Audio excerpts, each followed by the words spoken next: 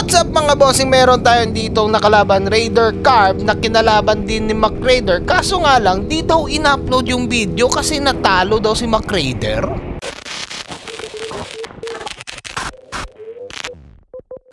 What's up mga boss, nandito tayo ngayon sa basta sa secret place din.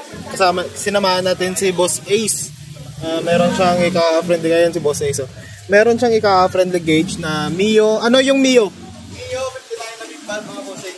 Mio 59 laban sa Mio ay na 59 rin, pero yung Mio 59 na sporty is naka big valve. So all stock. 59 all stock na. Loaded yung may-ari, no? Loaded sa chan. Loaded sa chan. Ito yung Raider na natalo na Raider FI.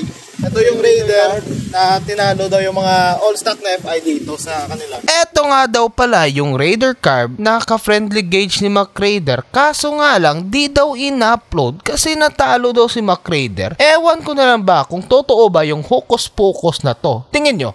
O nga pala, shoutout nga pala kay M21 Carbon Load.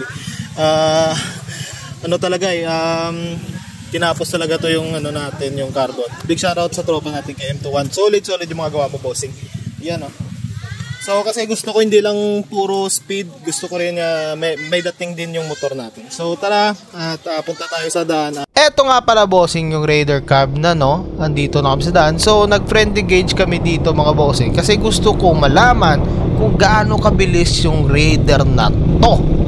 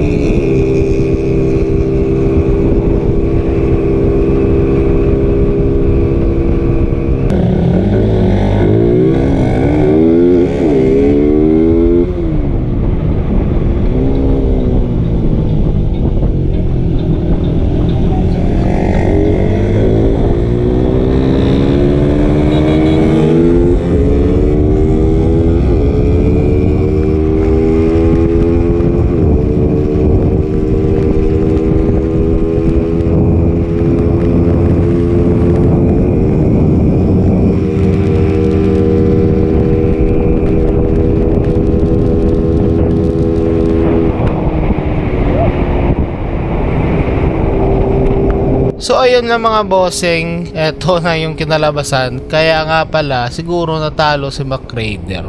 Di ko na tinanong bakit di in-upload ni Boss McRaider, pero ewan. Dayo series tayo next time mga boss. Ingat!